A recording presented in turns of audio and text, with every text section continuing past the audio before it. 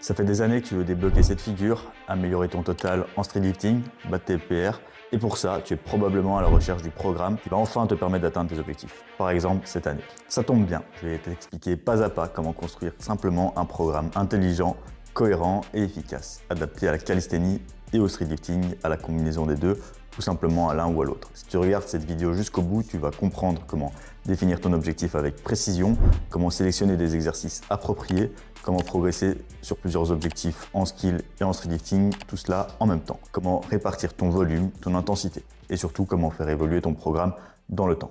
Avant d'écrire ta programmation et de choisir tes exercices, tu dois analyser ta situation actuelle. Ce n'est pas juste suivre un programme tout fait que tu as trouvé sur YouTube ou sur ChatGPT. Est-ce que tu débutes la calisthénie? Quel autre sport as-tu pratiqué auparavant? Ta taille, ton poids, etc. Quel est ton niveau handstand? Est-ce que tu tiens contre un mur, en équilibre? Quel est ton alignement sur le mouvement? Ton nombre de tractions? Ton niveau et progression que tu tiens en skill? Ton RM?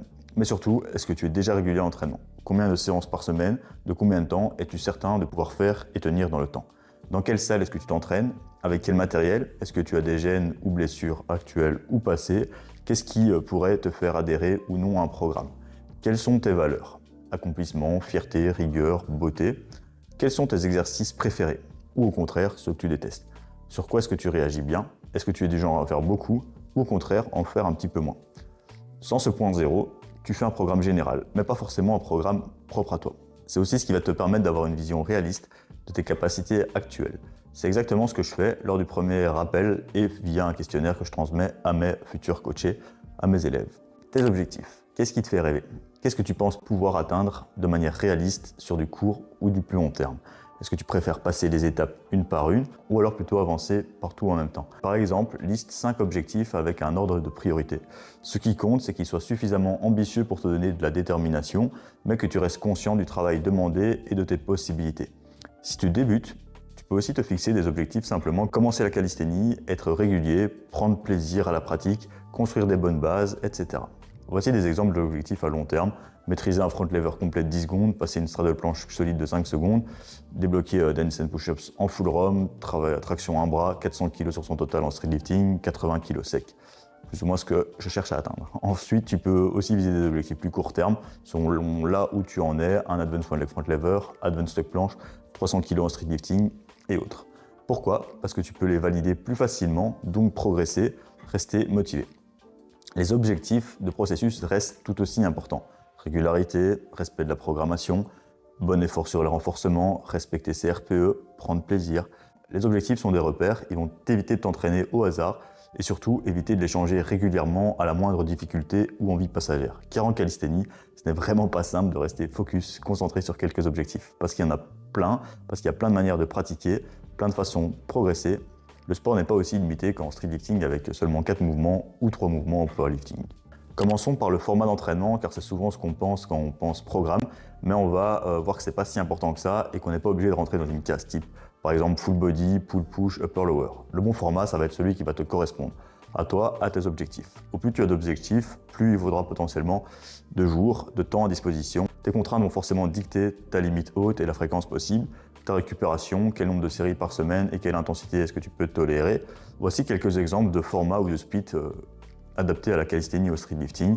Donc plutôt un full body orienté skill, 4 jours semaine avec un focus de certains skills et de muscles. Donc ton format doit être construit autour de skills et de lift d'exercices prioritaires, de gains en force en essayant de limiter, éviter les interférences. Qu'est-ce qui va faire la différence entre un bon et un mauvais programme? C'est avant tout les exercices qu'il va y avoir dedans. Ça va être la base de la pyramide. Tu vas au parc, tu pratiques les exercices qui te permettent d'accéder aux figures ou perfs que tu veux débloquer. Tu veux un front lever, tu pratiques du front lever. Tu veux progresser en traction, tu fais des tractions. La sélection d'exercices, c'est le pilier numéro 1 des déterminants de la force. Mais ce n'est pas si simple, parce qu'il existe une multitude d'exercices et que certains exercices ont une grosse barrière à l'entrée. Tu ne peux pas pratiquer de muscle-up si tu ne sais pas faire de muscle-up. Il faut donc trouver la bonne progression pour travailler efficacement. J'aime bien dire trouver la progression qui va te donner du retour sur investissement, avec laquelle tu t'adaptes. Pas trop facile, pas trop complexe. Pour ça, on peut se baser sur un framework SIP, spécificité, individualité, praticité. La spécificité. Quels sont les muscles utilisés, l'amplitude du mouvement, les positions et articulations principales et adjacentes dans les différents plans, Profil de résistance, type d'action musculaire, isométrique, excentrique, concentrique, la vitesse d'exécution, la coordination, individualité. Le niveau en skill, les forces et faiblesses, structure anthropométrique et mobilité, antécédents de blessures, praticité, matériel disponible, niveau de pratique, contraintes, environnement. Avec mes élèves, pour sélectionner les bons exercices, je leur demande souvent de se tester pendant la semaine d'introduction sur une progression challengeante et une progression plutôt facile, en fonction de leurs objectifs. Et je me base sur nos échanges et sur le questionnaire que je leur ai transmis pour avoir une idée de ce que je vais leur faire tester. Par exemple, une Advanced Tuck Planche de 3 secondes, une Tuck Planche de 10 secondes. Le but, c'est d'évaluer l'effort qu'ils y mettent, la technique, leurs forces et leurs faiblesses, et voir si c'est cohérent d'intégrer directement cette progression, ou alors de préférer ou privilégier une progression dynamique pour travailler une faiblesse, voire autre variation. Pour le street lifting, c'est un petit peu plus simple. Je peux déjà intégrer un format en volume ou une variation, voir la marche qu'ils ont, vérifier si on a choisi la bonne charge et identifier leurs forces et faiblesses. Et pour les renforts, on va y aller un peu plus à tâtons, mais j'ai déjà certaines idées de base également. Une fois qu'on a choisi des exercices bien adaptés, il va falloir forcément les réaliser correctement. Normalement, si les exercices sont bien sélectionnés, c'est déjà un bon point. On va les réaliser avec les bons critères, les bonnes activations, les bonnes intentions. Chaque séance et chaque semaine, il est important de se filmer pour vérifier sa technique ou alors avoir un regard extérieur pour être sûr qu'on est dans le bon. Ça permet aussi de mettre l'accent sur des améliorations possibles pour tenter de faire mieux à chaque fois. Petite parenthèse qui va peut-être être supérieure à la programmation, ça sera simplement l'organisation d'une séance. Si tu sais déjà choisir les bons exercices, les organiser de manière un minimum cohérente dans une séance, tu seras déjà très bien.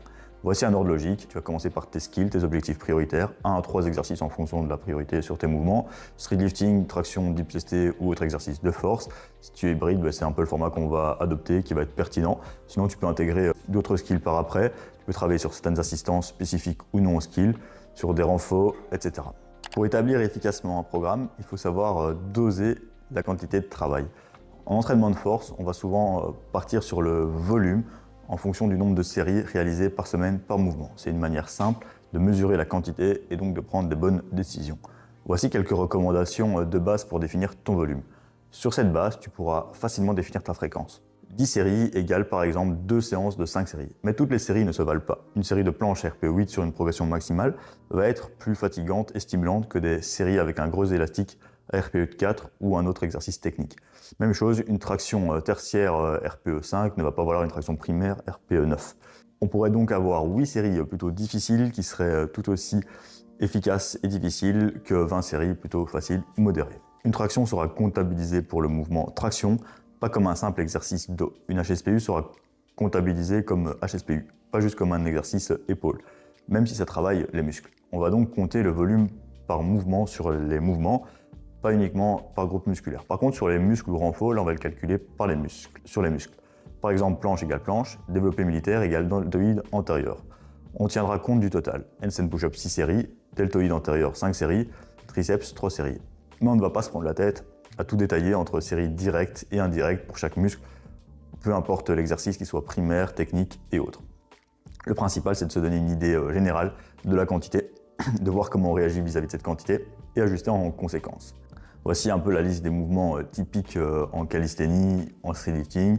On peut scinder ça par les renforts avec les exercices de renfort qui seront adaptés à cela. En fonction, donc, on va adapter la programmation en répartissant intelligemment toutes ces séries, ces mouvements pour éviter de répéter la même fonction trop souvent, trop fort et trop proche. Maintenant qu'on a vu le volume, on va voir l'intensité. Est-ce qu'on doit pousser au maximum de ses capacités ou alors garder de la réserve? On sait que pour la force, il faut soulever relativement lourd, mais qu'il n'est pas nécessaire d'aller à l'échec, ce qui peut être même contre-productif. Par exemple, en travaillant la plupart du temps entre 60 et 90% de son max, et en poids du corps, on est rapidement sur des intensités élevées, même avec des progressions simples. Donc on peut devenir plus fort en ayant plutôt facile, sans aller à l'échec tout le temps.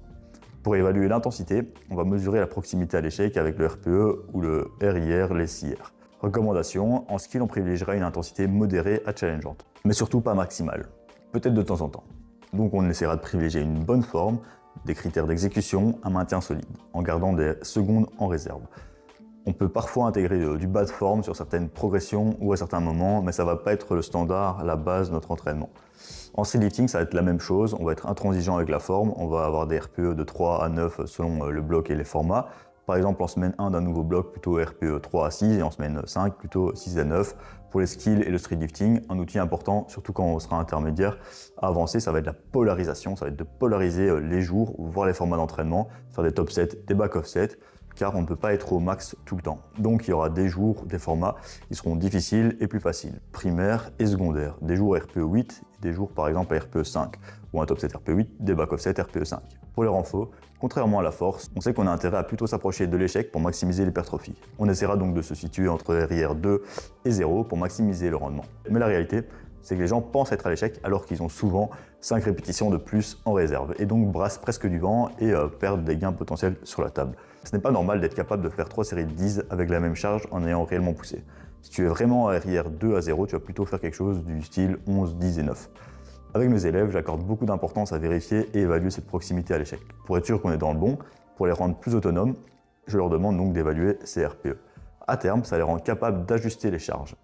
Par exemple, mettre un élastique plus gros s'ils ne sont pas trop en forme en planche, tenir quelques secondes de plus, faire une rep de plus, mettre quelques kilos en plus ou en moins. Ça permet aussi de programmer des ranges plutôt qu'un nombre figé. Même si parfois, il faut savoir les canaliser car ils ont tendance à aller au top de la range. Nombre de répétitions ou temps de maintien. On aurait pu en parler plus tôt parce que le nombre de reps est forcément relié à l'exercice, à l'intensité, à la proximité à l'échec. Le nombre de répétitions dépendra donc de l'objectif, de la spécificité, du type de progression que l'on va choisir. Mais pour faire simple, voici quelques recommandations.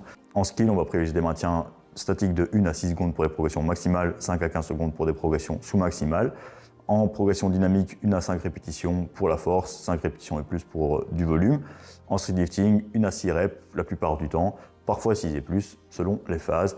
En renfort, 5 à 15 répétitions. Avec la polarisation, de nouveau, tu vas pouvoir avoir des jours avec des fourchettes de répétition plus basses, des jours avec des fourchettes de répétition plus hautes, des intensités plus faibles ou plus hautes, en fonction de la proximité à l'échec et autres.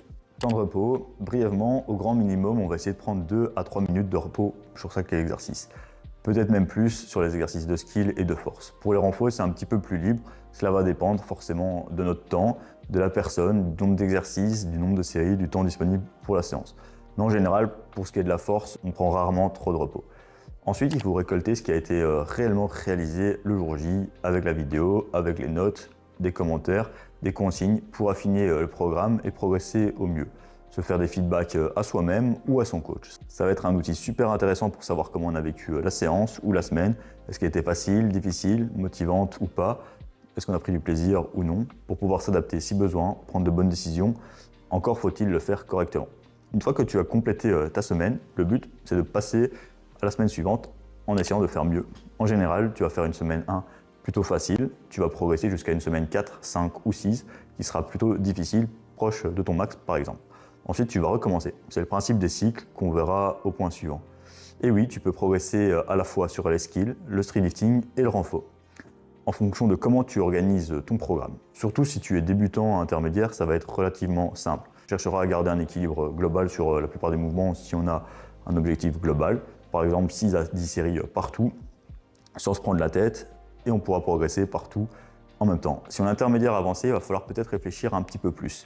Par exemple, mettre l'accent sur un mouvement ou une performance un peu plus grande, en ayant un volume plus important, 10 à 20 séries, en laissant les autres progressions en progression plus légère, voire en maintenance, avoir moins de 7 ou des RPE plus bas. Comment progresser concrètement maintenant? Voici une approche simple que j'utilise. Sur les skills, on va avoir une approche statique, augmenter la technique, augmenter plutôt le nombre de sets, parfois le temps de maintien, la difficulté.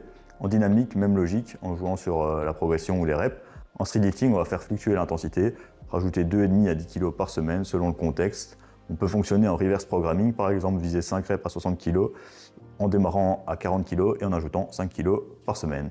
En hypertrophie, on va utiliser la double progression, choisir une fourchette de reps 9 à 12, qu'on va essayer de remplir ce carton plein dans cette plage et ensuite on augmentera la charge. Sur le bloc d'après, on va pouvoir refaire la même chose en rajoutant une progression, en utilisant des rep range plus basses ou introduire d'autres stratégies. Si on veut aller plus loin, on peut parler planification. En résumé, programmation, ça va être tout ce qu'on a vu jusqu'à maintenant, ce qui va se passer sur notre séance, sur notre semaine, sur l'agencement des séances entre elles. La planification sera plutôt l'agencement sur plusieurs mois, par exemple en mésocycle, macrocycle. Tous les points cités au-dessus dépendent donc d'un calendrier, à quel moment on est dans ce macrocycle, dans son mésocycle, dans sa semaine. Pour faire simple, on va travailler un petit peu tout le temps, force, volume, technique grâce à la polarisation dans la programmation, mais à des degrés différents selon les phases. On peut mettre davantage l'accent sur certains blocs, alterner des mésocycles d'accumulation 1 à 2, puis d'intensification, ou faire des cycles d'introduction, de spécialisation, réalisation, pour manipuler toutes les variables. Une manière simple, par exemple, ce sera de faire évoluer les rep range et de chercher à faire des PR sur les formats, donc par exemple le mésocycle 1 à 2, 6 reps, 3 à 4, 4 reps, 5 à 6, 1 à 2 reps. Mais on peut très bien faire du x3 toute l'année, ajuster les sets, les renforts, etc. Entre les blocs, on placera des semaines plus faciles qu'on pourra appeler deload, décharge ou semaine d'introduction dans le but de dissiper la fatigue ou d'amorcer le bloc suivant. Vérifier la cohérence. Faire un double check de son programme et se demander est-ce que mon programme reflète réellement mes objectifs? Quelle est l'intention derrière? Par exemple, je veux progresser en front lever, mais je ne fais que 6 séries de front lever avec des tractions RPE 10 la veille et toutes autant de séries de planches, de handstand push-ups ou autres. Ce n'est pas forcément cohérent. Tous les choix doivent être justifiés. Pourquoi cet exercice? Pourquoi ce volume, cette intensité, cet ordre? Si on ne peut pas y répondre, c'est peut-être qu'il y a un souci quelque part. La théorie est différente de la réalité. Quand tu appliques tout cela, il va falloir ajuster. Tu vas découvrir que certains exercices ne se réalisent peut-être pas comme prévu, qui vont être trop faciles, trop difficiles, qu'on aura des mauvaises sensations, des mauvaises activations, peut-être des gênes. Certains ne sont peut-être pas très bien réalisables avec notre matériel. Certaines séances sont trop fatigantes ou trop longues. Certains patterns sont trop proches les uns des autres, etc. C'est normal, un bon programme, ça s'adapte et ça évolue. Je n'écris pas tout le bloc à l'avance. J'ai une idée de ce que je vais faire. Par exemple, en reverse programming, si je veux terminer à 20 kg en x5, je vais organiser le bloc pour que ça soit possible. Et s'il y a un souci, on va peut-être faire 2 fois la même semaine pour pouvoir augmenter celle d'après. En bref, j'adapte chaque semaine en fonction de ce que l'athlète a réellement réalisé, de son ressenti, etc. Au final, pour construire un bon programme cohérent en calisthenics lifting, c'est faire un bon état des lieux de sa situation, bien définir ses objectifs, construire un format adapté, bien sélectionner ses exercices, sa technique, son intensité, son RPE, ses rep range, ses temps de repos, etc. Pratiquer, tester, ajuster, corriger. Si tu appliques ces programmes, tu auras un meilleur programme que 90% des pratiquants. Si tu souhaites, on peut se planifier un appel pour que je te fasse une analyse gratuite de ta situation actuelle, donc de ton état des lieux, de ton niveau, de tes objectifs, voir comment améliorer ce que tu fais actuellement. Et si ça t'intéresse, on peut aller plus loin, mais sans obligation. Je pourrais te présenter exactement comment je pourrais t'aider pour ne pas passer à côté de tes objectifs de calisthénie et de streetlifting pour cette année à venir. C'était 012 Workout, j'espère que tu as aimé cette vidéo. À toutes.